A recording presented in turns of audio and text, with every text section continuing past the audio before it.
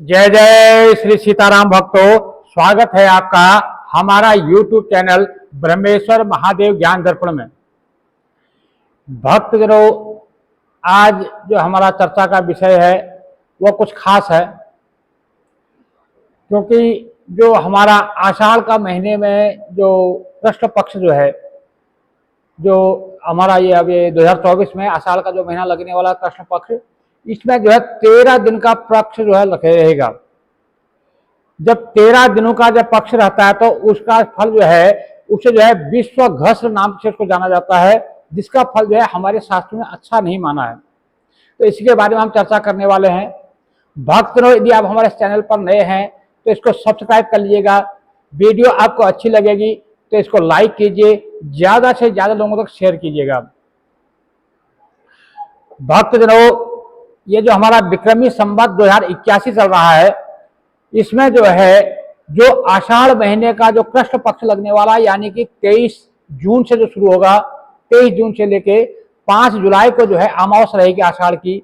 तो ये जो 23 जून से लेके 5 जुलाई तक का जो समय है, ये 2024 में ये जो है 13 दिन का पक्ष बनता है। हमारे शास्त्रों ने जो है जब 13 दिन का जब पक्ष रहता है, इसको जो है अनिष्टकारी, प्रजा के लिए बड़ा दुखदायी माना है। क्योंकि वैसे क्या होता है, सामान्यतः हमारे पंचांग में जो होता है 15 दिन का जो है, मतलब 15 दिन का कृष्ण पक्ष और 15 दिन का शुक्ल पक्ष माना गया है। अब उसमें क्या होता है, कभी तिथि के घटने बढ़ने से कभी तिथि घट जाती है तो कोई तिथि कम होती है, तो वो जो है 14 दिन का जो है, जो 14 दिन की जो है तिथि रह जाती है। कोई तिथि अगर बढ़ जाती है तो वृद्धि हो जाती है, तो 15 दिन का जो है 16 दिन की भी हो जाती है, क्योंकि 16 दिन का जो है पक्ष हो जाता है। वृद्धि जब होती है तो कभी 16 दिन का पक्ष रहता है, कभी 14 दिन का पक्ष रह जाता है। तो तिथि के घटने बढ़ने से ऐसा होता रहता है। और लेकिन कई बार जो है बहुत सालों के बाद कभी कभी ऐसा आता है, जब ये जो 13 दिन का जो है जो पक्ष आता है, विश्व घस्र नाम से इसको जाना जाता है इस पक्ष से। यानी कि इसमें जो है जो अपनी आम प्रजा है उसके लिए बहुत दुखदायी माना गया है, विश्व के लिए इसको बहुत दुखदायी माना है। ऐसा कहा जाता है, जब महाभारत काल में जब महाभारत का युद्ध हुआ था, उस समय भी जो है हमारे जो उसमें जो है उस समय भी जो है 13 दिन का जो है पक्ष आया था। ऐसे मैंने जो है संतों के मुंह से सुना है कि महाभारत के समय में भी जो है, उस काल में जो द्वापर युग में जो महाभारत का युद्ध हुआ था, उस समय भी जो है 13 दिन का जब पक्ष आया था, तो विश्व में जो है चारों तरफ जो है हाहाकार और मारकाट बच गई थी, संसार में कुछ भी नहीं बचा था। तो मारकाट का युद्ध, महाभारत का युद्ध हुआ था। तो ऐसे ही हमारे शास्त्रकार मानते हैं कि अनेक युग सहस्र दैव योगाद प्रजायते त्रयोदश दिने पक्ष सदा संहृते जगते। कहते हैं कि जब प्रजा का कभी नाश होने का समय आता है, जब प्रजा का जो है कष्ट पाने का जब समय आता है, तो उस समय जो है 13 दिन का जो है पक्ष होता है। यानी यूं कहे कि जब 13 दिन का जब पक्ष होता है, उसमें जो है प्रजा का बहुत अहित होता है, नाना प्रकार के रोग उत्पन्न होते हैं, महंगाई बढ़ती है, प्रजा में आपस में विग्रह होता है, घर घर में क्लेश होता है, नाना प्रकार की हिंसाएं होती है, नाना प्रकार के उपद्रव होते हैं, और हर तरफ जो है अशुभ फलकारक जो है घटनाएं घटती हैं। विश्व में किसी देश का जो है विघटन हो जाता है, कोई देश के जो है उसकी संभुता है वही समाप्त हो जाती है। और कई बार क्या होता है कि कई राज्यों का जो है संभुता नष्ट हो जाती है, और कहीं कहीं जो है आपस में जो है जो एक दूसरे राज्यों में जो है लड़ाई होती है, एक दूसरे में जो है युद्ध इत्यादि हो जाता है। इस प्रकार के जो है नाना प्रकार के अशुभ फल होते हैं। यदा तो जायते पक्षस्त्रयो 10 दिनात्मक भवलोके छ घोरे रुंड मुंड माला युता वही त्रयोदश दिने पक्षो भवेद वर्षांत कांतरे तदा नगर भंग छत्र भंगो बहरघता। तो इसमें मतलब कहते हैं, जब ये त्रयोदश यानी कि 13 दिन का जब पक्ष होता है, उसके प्रभाव स्वरूप जो है हमारे देश में, यानी कि हमारे जो भारतवर्ष है, इसमें चाहे तो विश्व में अनेक प्रकार की जो है राजनीतिक और आर्थिक जो है और सामाजिक जो है परिस्थितियां बदलती रहेंगी। आपस में जो है अशांतिपूर्ण का माहौल होगा, आपस में लड़ाई झगड़ा क्लेश इत्यादि नाना प्रकार के जो है क्लेश होंगे प्रजा के अंदर।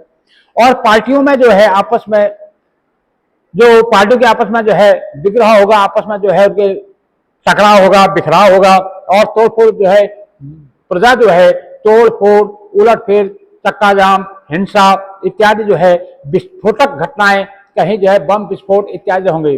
किसी किसी राज्य में छत्र भंग होगा, और कहीं भूकंप की घटनाएं होंगी, कहीं जो है युद्ध की जैसी जो है अवधारणा बनेगी, कहीं जो है युद्ध जैसा माहौल बनेगा।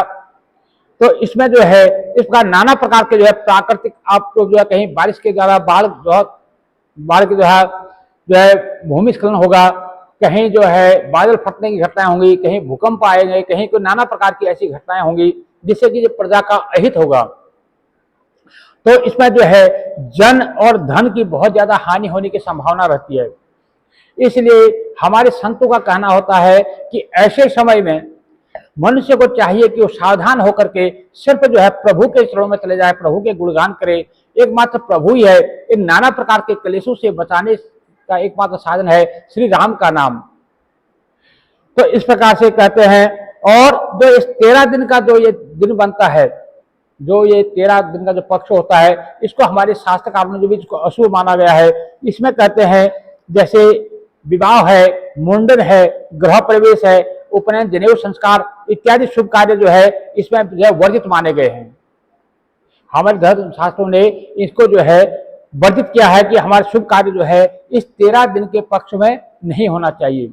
इस 13 दिन में क्या पक्ष में क्या करना चाहिए? सिर्फ और सिर्फ भगवान की भक्ति, भगवान का नाम सुमिरन जितना आप कर सकते हो, क्योंकि ये समय जो है बहुत ही जटिल समय आने वाला समय जो है हमारे लिए बहुत ही जो है, इसका जो 13 दिन का पक्ष तो ये आषाढ़ के महीने में आएगा, लेकिन इसका जो प्रभाव है आगे पूरे वर्ष भर हमें दिखाई देगा।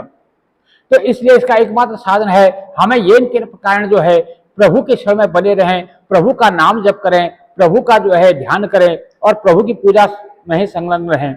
इसी से जो है ये जो नाना प्रकार के जो विघटन है, नाना प्रकार के जो उपद्रव है, उनको शांत करने का एकमात्र साधन है प्रभु की शरणागति। इसलिए भक्तजनों, मैं यही कहूंगा कि ये जो विश्व घस पक्ष जो चलने वाला है, इसके बाद जो है जो पूरा वर्ष भर जो है देश में क्या पूरे विश्व में जो है बहुत ज्यादा उथल पुथल होने वाला है।